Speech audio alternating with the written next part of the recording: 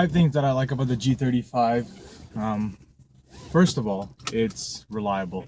I've had the car for a little over 2.5 years, coming up to 3 years.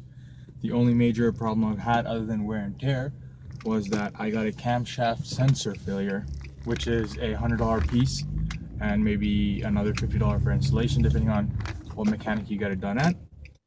Other than that, it's been pretty reliable.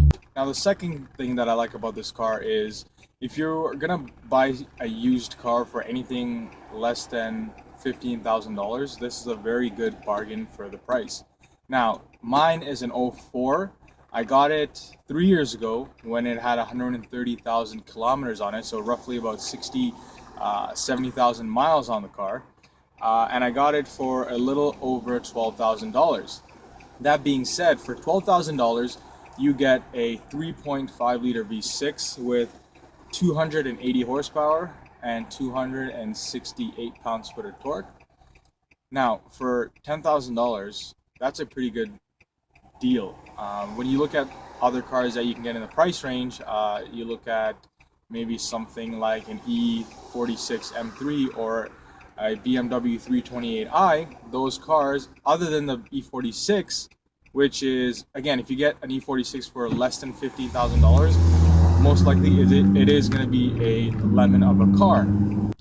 And overall fit and finish for this car is pretty well maintained for something that's a little over 12 years old, 11, 12 years old. Owning this car for 3 years, the most difficult, or rather the major issue that I've had with the car is, again, the cam sensor. I got that code a couple of weeks ago, I believe, and I used the OBD2 scanner, got the code, read it, and it turned out to be a very simple fix. Beyond that, for a car that has 207,000 kilometers, it is pretty reliable. Other than your basic wear and tear, I don't think anybody will have any issues with the car mechanically, with the engine and the drivetrain anyways.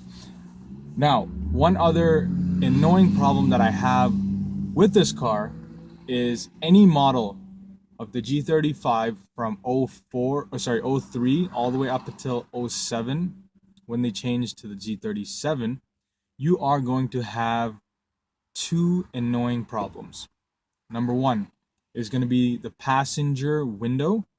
Number 2 is going to be the passenger lock actuators.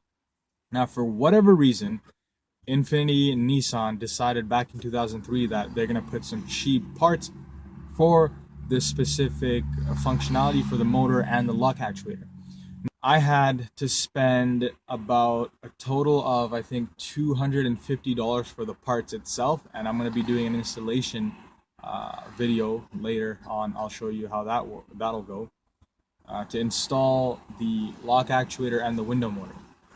One other complaint that I have for this car is it is an automatic. Yes, I know automatics now are really good, but when I bought this car, I didn't really think of it as being a car that I would modify. I just bought it sort of just to drive it. It looked cool. For the price, it was right. It does the job, but honestly, if you're gonna buy a G35 or a 370Z, 350Z, G37, please get it in a manual. That is one thing that I regret.